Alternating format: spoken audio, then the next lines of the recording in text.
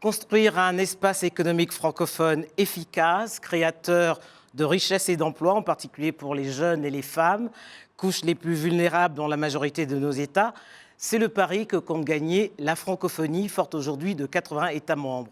Ilyas Akbar Ali, bonjour.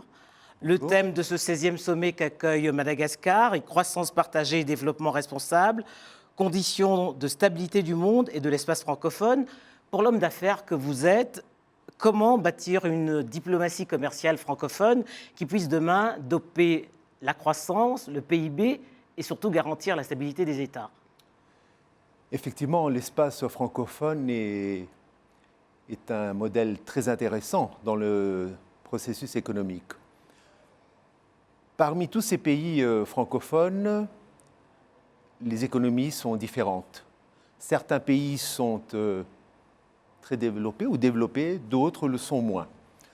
Donc à partir de là, il y a aujourd'hui des décalages dans le développement de chaque. Je crois que la première chose, ou les paramètres sont comment trouver un moyen, au moins pour harmoniser, ou bien créer une plateforme, afin que nous puissions avoir un développement économique qui soit harmonisé parmi tous ces pays, et aussi mettre en place des échanges pour trouver les solutions entre les pays, entre tous ces pays francophones.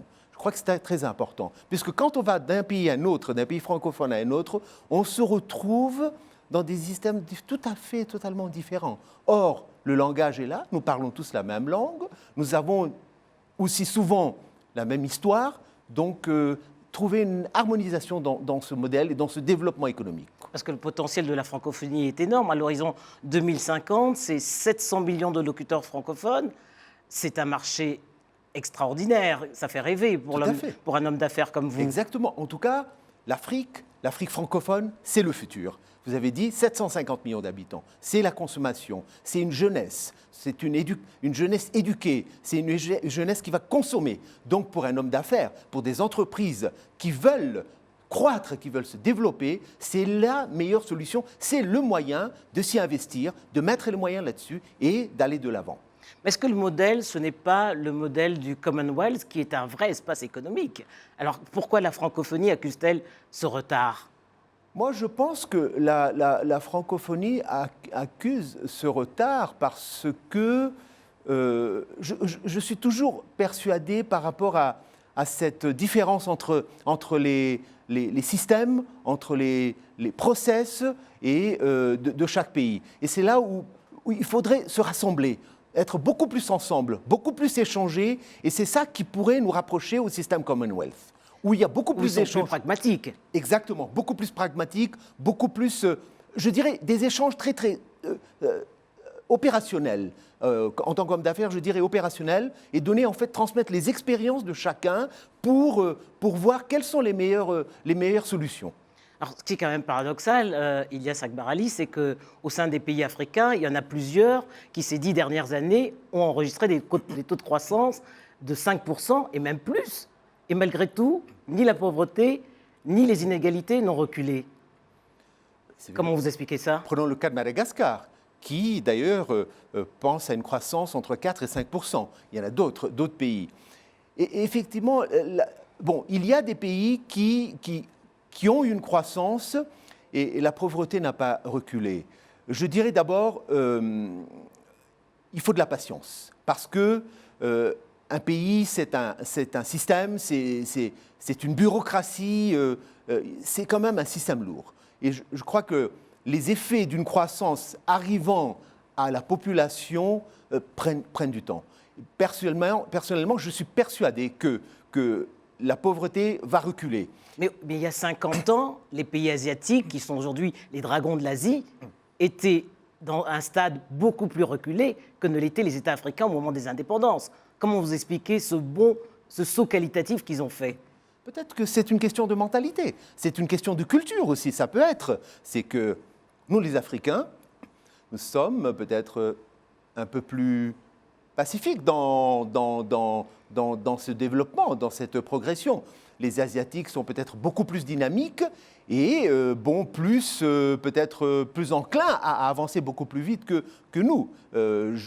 Mais ce n'est pas parce que nous avons un peu de retard ou du retard que nous allons accuser ce retard pour le moyen ou long terme. Je pense que chez nous, aujourd'hui en Afrique, il y a des grands changements. On le sent en tant qu'homme d'affaires. Quand je me déplace en Afrique, je vois des entreprises africaines, je vois des intellectuels, je rencontre des jeunes et je sens quand même que par rapport il y a 10-15 ans, ce n'est plus le même, on n'est plus du tout dans la même philosophie. Dans le même environnement. Voilà, tout à fait. Alors pour revenir au cas de Madagascar, et je reprends une de vos expressions, vous dites Madagascar a tout le potentiel pour être demain le tigre de l'océan Indien. Mais qu'est-ce qui manque? Effectivement, Madagascar a tout le potentiel. Madagascar a passé quand même quelques difficultés. Mais tous les paramètres sont là pour que le pays se développe et que le pays avance. Nous sentons par exemple depuis 2-3 ans, et surtout cette année, que le processus d'investissement reprend, la stabilité est là. Donc, pourquoi Madagascar a pris du retard, pour moi, c'est par rapport à ces événements que le pays a connus. Voilà, c'est ça, les crises politiques. Alors, on parle beaucoup, Ilyas Algharali, du partenariat public-privé, que beaucoup d'institutions de Bretton Woods recommandent aux États. Mais est-ce que le vrai partenariat, qui devrait même être un triptyque, ce ne serait pas les hommes d'affaires que vous êtes, le secteur privé, les universités avec la formation, une formation qui soit en adéquation avec les besoins du pays, et puis les pouvoirs politiques? Tout à fait. C'est la meilleure équation qu'on puisse trouver. Parce qu'un développement doit être suivi par une éducation des jeunes qui sont sur le marché, qui viennent sur le marché. D'ailleurs, pour réussir ce développement, nous devons avoir une jeunesse éduquée, une jeunesse qui a les moyens de s'éduquer, qui a les moyens de voyager. Et je pense, effectivement, ce que vous dites est tout à fait vrai. Si nous mettons ensemble ces 4 pôles, nous pouvons vraiment, avec l'administration, la partie éducation, les entreprises, nous pouvons vraiment penser à un développement qui soit harmonisé et aussi serein.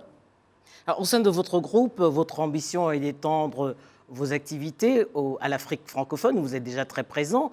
Est-ce que la coopération Sud-Sud, selon vous, est plus bénéfique aux États et aux entreprises? Et pour quelles raisons? Alors, la coopération Sud-Sud est plus bénéfique, mais elle n'est pas la seule. Elle est une des coopérations. Il y a d'autres coopérations, Nord-Sud aussi, qui sont intéressantes. Je vais commencer par la Sud-Sud. C'est vrai qu'il y a une facilité dans la compréhension, dans les échanges, dans la culture, dans les valeurs.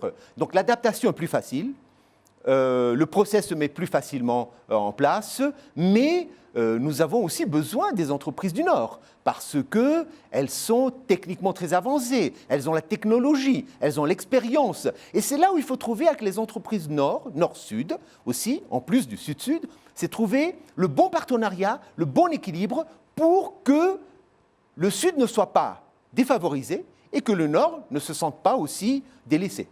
Alors, ces dernières années, on a vu que le potentiel à la fois minier, agricole et hydraulique du continent a attiré beaucoup d'entreprises étrangères au détriment de la France. On a vu une offensive très forte de la Chine. Que vous inspire la présence de la Chine aujourd'hui sur le continent africain? Alors, et c'est vrai que la Chine est très agressive sur le continent africain. Les Chinois ont quand même une liquidité qui est très importante. La Chine est riche. Aujourd'hui, c'est la deuxième puissance économique après les États-Unis. Elle risque, dans les années à venir, de devenir la première.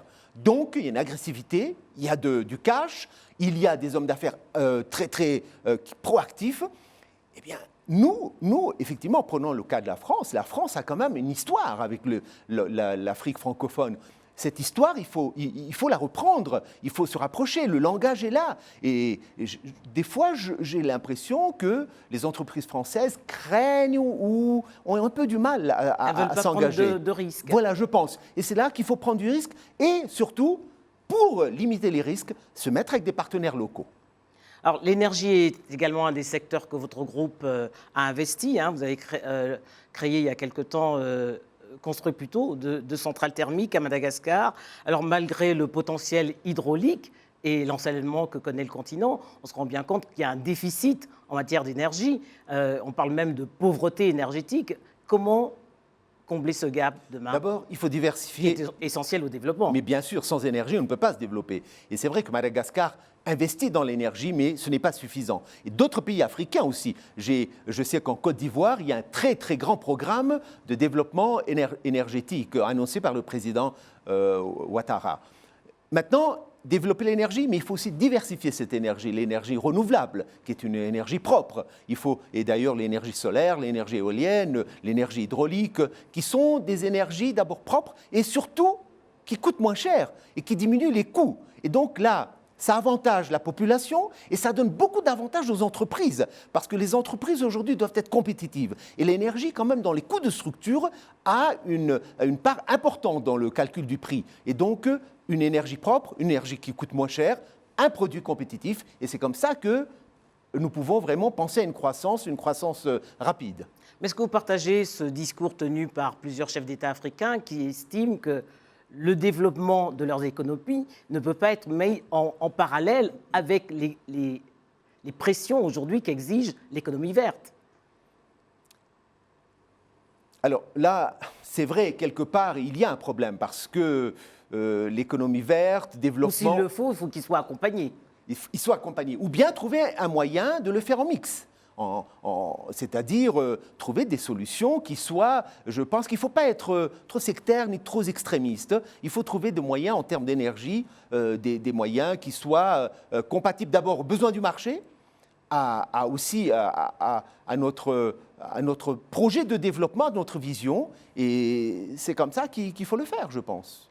Beaucoup d'observateurs disent que l'Afrique aujourd'hui est la nouvelle frontière du développement. Est-ce que vous partagez ce commentaire? Pour moi, l'Afrique, c'est le développement, c'est le futur, c'est la puissance du futur, l'Afrique aujourd'hui.